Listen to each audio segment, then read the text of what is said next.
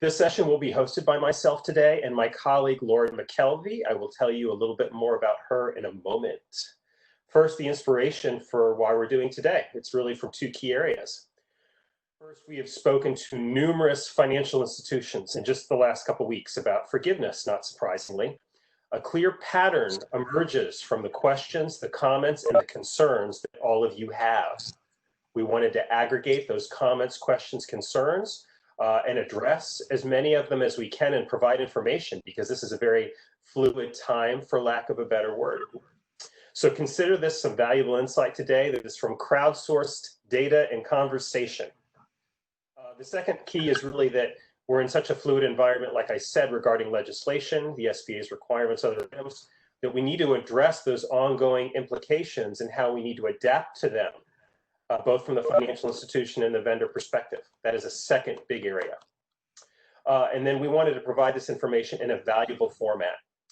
So we wanted to present the information today as closely as we could from your point of view.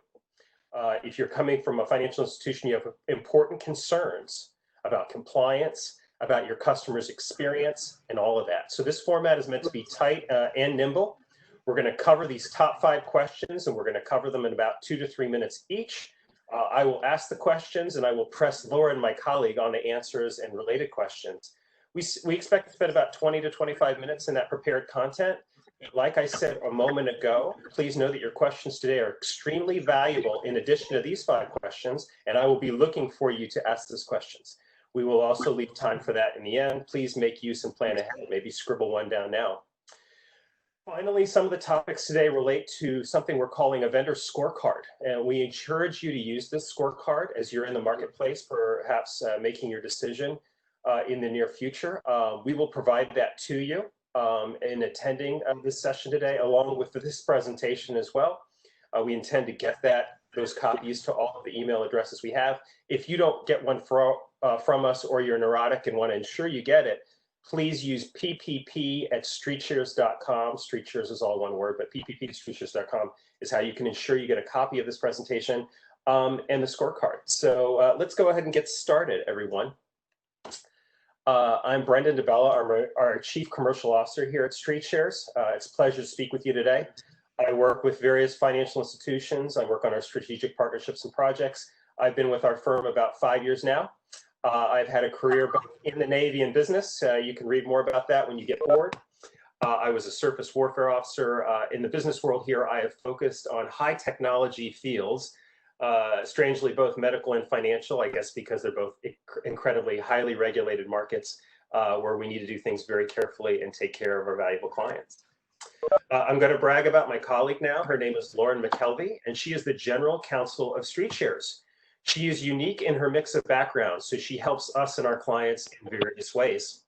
Specifically, she is our General Counsel and our Chief Compliance Officer. She has a great deal of experience in SBA lending and compliance. Prior to joining our firm, she was a partner at a law firm here in the Washington area, Odin, Feldman, and Pittleman. She counseled lenders on compliance issues, including SBA compliance. She also serves on the board of directors of the Freedom Bank of Virginia here in Northern Virginia and the International Women's Insolvency and Restructuring Confederation. She is being honored as a top lawyer by Washingtonian Magazine, the Northern Virginia Magazine, and named one of the Virginia Business Legal Elite by the Virginia Bar Association and the Virginia Business Magazine. You would not know all of this because she's very modest when you speak with her. But she is incredibly important to our product development. A reminder to everyone to please mute your lines while we're on this recorded session. And she also is very valuable to our clients and our partners because she comes at it from a perspective, again, that is really from the financial institution perspective, their comments, questions, concerns related to all of that. So welcome to my colleague, Lauren. Lauren, I just want to test your sound. You are there, right? Yes, thank you, Brendon. Great, because it would be very hard to have a conversation if it'll be just me. So Lauren, let's dive right into it. Let's put you on the hot seat here, if you don't mind, because we're already a few minutes in. Our first critical question that we hear about from financial institutions, and we feel strongly that they should be asking about their forgiveness provider is, does the vendor, the potential vendor for the financial institution have a customer engagement feature or features, and why is that important? Would you please unpack that question and what do you think's going on there? Sure. Yes. We at StreetShares determined that the customer engagement part of PPP loan forgiveness was incredibly important for two primary reasons. So the first reason is that customers, the borrowers, are not going to have an incentive really to apply for forgiveness for the first 6 months. As I'm sure you all know, for the first 6 months, there are no payments on the loan. Unfortunately, right now, the borrowers have to spend that money, though, in the first 8 weeks. And so that brings us to the second important point, which is the borrowers may not know exactly what they have to spend the money on. And then 8 weeks pass by, and they either haven't spent the money or they didn't spend it on the correct things. Like, as you know, 75% has to be spent on payroll.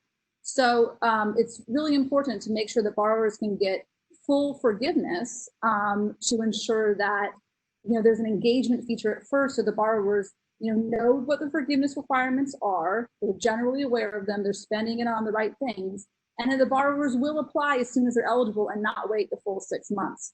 And I see Brendon just put up a little summary of my answer here, which is a concerning thing in the Inspector General's report that came out on May 8th was that tens of thousands of borrowers will not meet the threshold to qualify for forgiveness. The ones the Inspector General had reviewed as PPP round 1. And so, making sure that the borrowers know what to spend the money on and help increase the amount of forgiveness that they'll be eligible for. Thank you, Lauren. Very helpful, very insightful. Ray, I'll keep a pause here for a moment in case you see anything in chat, or again, all of our attendees, they have the ability to unmute their lines, and if they want to ask a question or talk further about this point before we leave it, we can.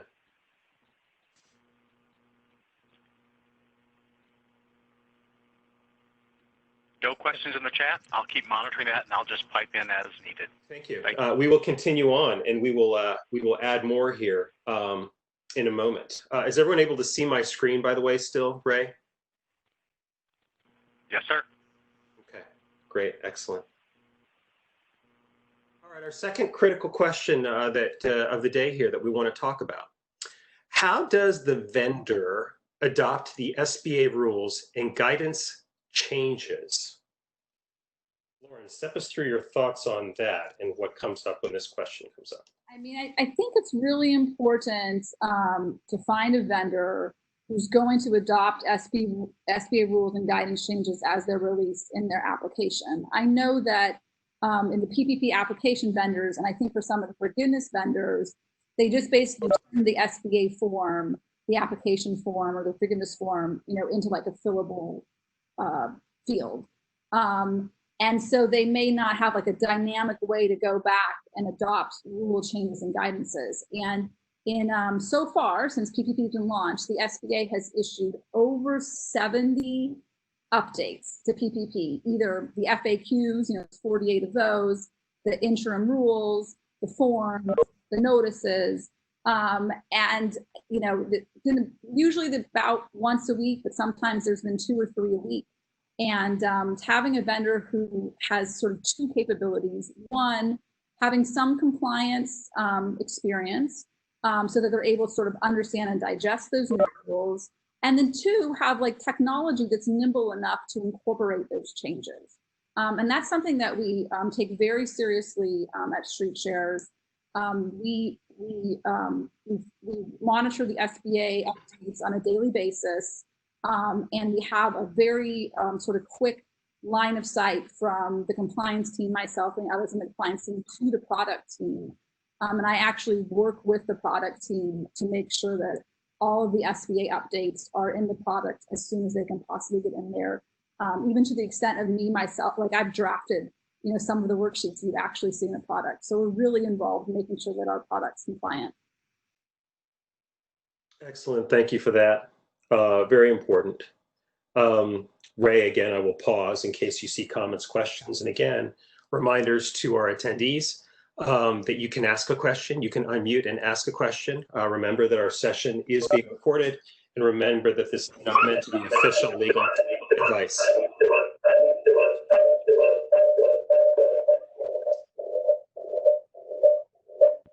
sure where the echo came from there, but I'll go ahead and pause. Ray, anything there that we should touch on real quick?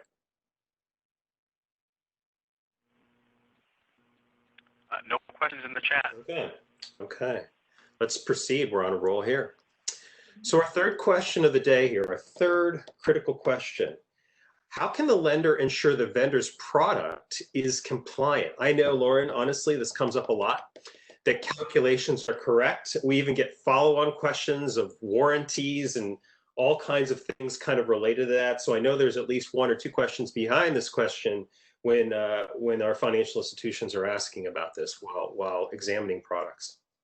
Yeah, you know, this is a tough issue for all banks. I know that, and you know, we at StreetShares really have a very strong history of compliance and a backbone of compliance that we build into all of our products.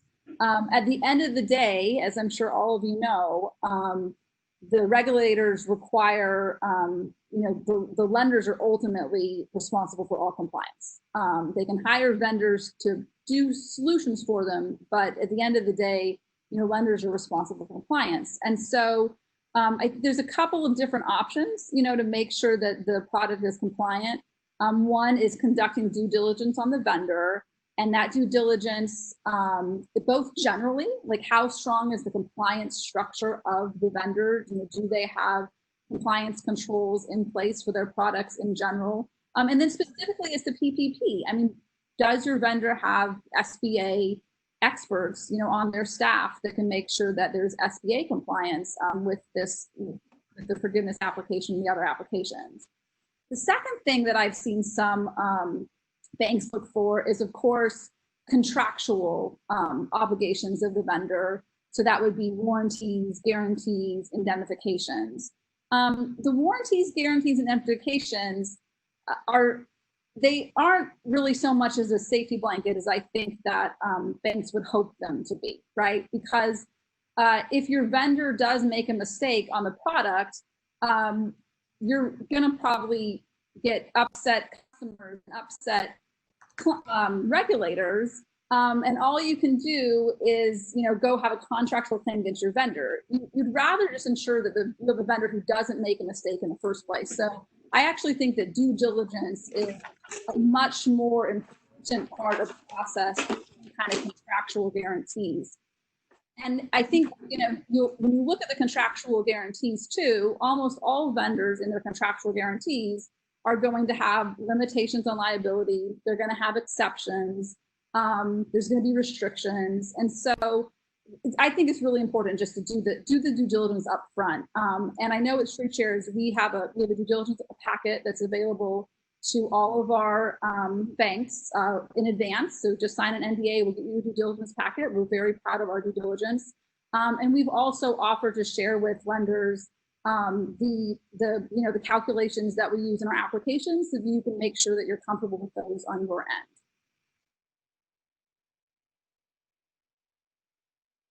Thank you, Lauren. Very descriptive. Ray, this may be one in particular where I'll just pause for comments, questions, because I know this can be a hot topic sometimes. And again, I remind everybody that they can unmute, jump right in with their question or comment.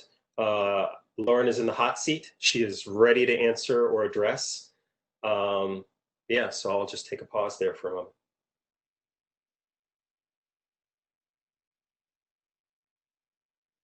And everyone should be able to unmute if they want to. If you have any issue at all, just put it into chat regarding unmuting or even typing your question if you can't get it through.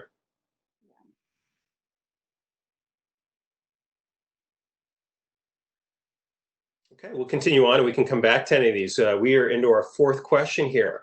How does the vendor ensure the lender can access and download borrower documents? I know this seems like a kind of a simple and straightforward question, but I know there's at least another topic or two that are tied to this, particularly some things that did not go well for some financial institutions in PPP lending, at least round one, not because of their fault, but because of certain vendor solutions they chose and the features or lack of those features.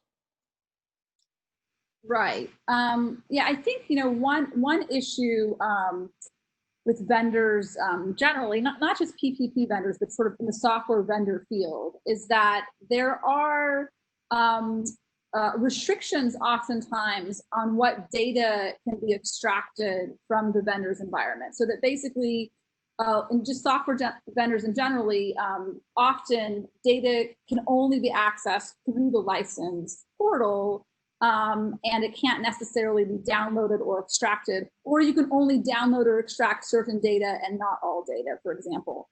And so the reason why this is important is because the PPP regulations, both lenders and vendors have to retain all documents related to the PPP application and the forgiveness application for 6 years after final loan disposition. So once the loan's fully paid off, 6 years after that. So we're looking at maybe 8 years from now. That 6 year may vary depending on who your federal regulator is, but that's sort of the base rule for the SBA in the CFR regulations. And so you don't want to be in a situation where you have to pay software vendor fees to your PPP software vendor for 6 years to maintain the documents, right? So you want to make sure that you have a vendor that allows you to download the documents that were submitted by the borrower, and that will produce a data file for you of the borrower information that you can forward onto your core system. And so, we have made it so that, after PPP forgiveness is done, and you no longer have to access, the StreetShares system for Atlas, you will be able to download the documents that you need for your borrowers. And we also will produce a data file that can be ported into the core system as well. Thank you, Lauren. And again, Ray, I'll rely on you if there's anything for chat. And again, a reminder that anyone can unmute, ask a question, or make a comment regarding this.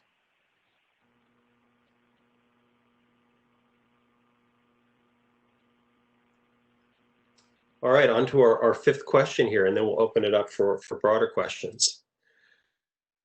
How is the vendor making the forgiveness process easy for the borrower to understand? This is kind of the one that just keeps coming up in every conversation at this point. If we're looking at a situation that is already so complex for financial institutions and candidly for vendors providing those solutions, it seems like the borrowers, they're really on the end of the whip at this point regarding what they're going to have to fill out, what those requirements may be, how they can use their loan now, right? So it's kind of like the tax code is being made to look easy at this point and to file your taxes against this situation at this point. So I'll just tee all that up and let you kind of comment based on all of this now, Lauren. Yeah, well, it's interesting that you mentioned the tax code because I have seen a lot of commentary likened the forgiveness application form, the form 3508, to a tax return. It's 11 pages. There are potentially hundreds of data fields of entry because certain fields have to be entered for each employee, and of course, multiple calculations that have to be done. So it's really a complicated process. It's also probably going to be complicated by the fact that there will very likely be new rules coming out. So that there will, we've heard Congress pass the bill last week. It hasn't got to the Senate or House yet, but Congress has passed a bill that's going to increase the forgiveness period from 8 weeks to 24 weeks, which would be a welcome bill, so that borrowers can get more forgiveness. And then maybe decrease the amount of payroll spending from 75% to 65%. So both of these things mean that this already complicated application, it's probably going to even change and potentially become more complicated, potentially become less complicated, we'll see. So it's really important to, have an application that's easy for the borrowers to use, that guides the borrower to the process. So kind of like, a TurboTax type application helps guide you through the tax returns. Easy, yes, no questions to get you through the process. So you want to look for a smart application that does that. Guides the borrowers, it's easy to follow, helps them with the calculations. From my perspective, the compliance perspective, it was important for me that we had a application that was easy for the borrowers to use, but at the same time still produce that SBA 3508. So what our application does is a smart application, easy for the borrowers. At the end, produces the actual SBA form, and the borrowers do sign the exact form with the exact words the SBA wants. So it's kind of a little bit the best of both worlds. Yeah. It's amazing kind of how much is going to have to be done by the borrowers here. A lot of the borrowers don't have necessarily the sense of urgency yet, or even the understanding yet of what's going to be asked from them. And so I know we talk a lot about loopbacks, you know, how often a customer is asked to come and do something because we need to go back and ask for it, et cetera. And I know we try to minimize that a lot. And the institutions ask a lot about how we can make this any less painful that we can for someone that's already gone through the process of applying for a loan, waiting to hear the answer on that, waiting to receive their funds, and now we're in this whole phase. Go ahead, Lauren, sorry. Glad you brought up the loop back, because that's something that doesn't really say explicitly on this slide, but we found in the PPP application process, we tried some of our competitors' applications, and borrowers could not log back into those applications after they submitted it. Right. Log back in to update the information. They couldn't log in to upload new documents. And so our PPP application and now our PPP forgiveness application, we let the borrowers do this both on their own pace, so they can sort of log out and log back in, and they'll actually sort of see their forgiveness amount tracking as they go along. And it lets borrowers to come in after the fact if they need to make an amendment or they need to upload more documents. We also allow the bankers, lenders on your end, to go ahead and send the borrowers requests for information as well. So the borrowers know what additional documents they need to come in and upload, or what additional amendments that they need to make to their application. And so it's really important, not just a smart application that guides borrowers, but also a smart application that borrowers can supplement throughout the process. Thank you, Lauren. Really appreciate it. Since we're getting near the bottom of the hour here, we got through our 5 questions. Again, a reminder to the ladies and gentlemen that may have joined us in progress. I'm putting on the hot seat here Lauren McKelvey, our general counsel, who has a great deal of SBA lending and compliance experience and is on the board of a bank here in Northern Virginia. And she's, use this opportunity in the next few minutes for any questions or comments you have regarding her perspective and her background. She's very involved in, of course, developing our products, but helps speak with a lot of our clients and our prospective clients on really tough questions as they make their decisions.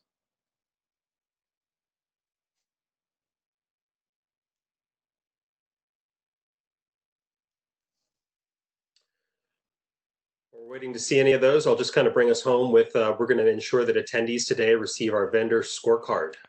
So you can put different vendors in different columns, but the important rows of this vendor scorecard fit very important categories. We have, again, kind of crowdsourced this as well, and talking to different clients and institutions about what they care about in the solution that they select for forgiveness, whether it be the customer engagement part of the product, the user experience, analysis and reporting, the services, getting data to the core, the timeline to get implemented.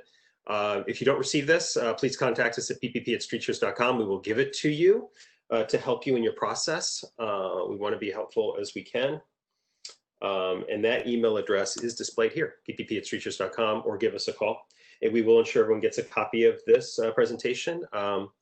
And again, I encourage anyone in the last minute or two that we have here to go ahead and unmute or type something in chat, and we will address it.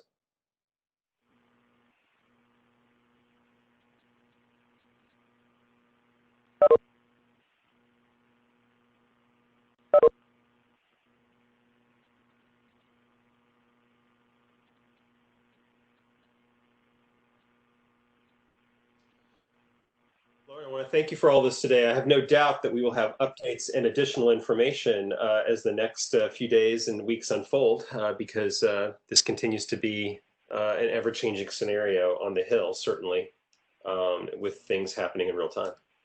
Yes.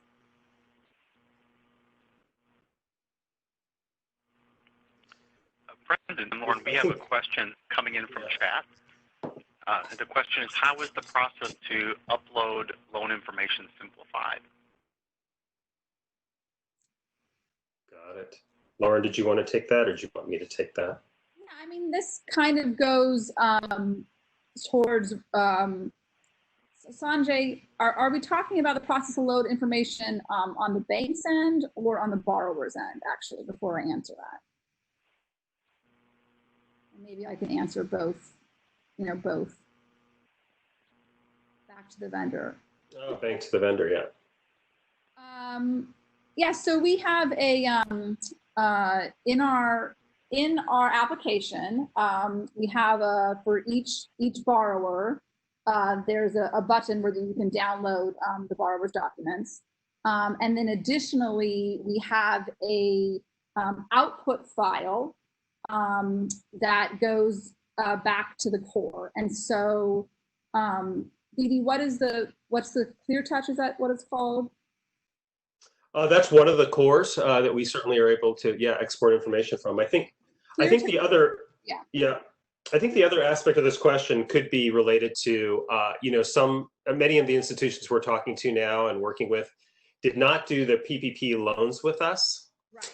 And so they don't want their customers going back in and re-entering all of that data, for the forgiveness process. We totally get that. So what's elegant here is that I often tell the institutions this, whether they were digital or not in the PPP lending process, this is a valuable reset moment. Because if nothing else, in a worst case scenario, any lender can download their files from SBA regarding their PPP loan portfolio.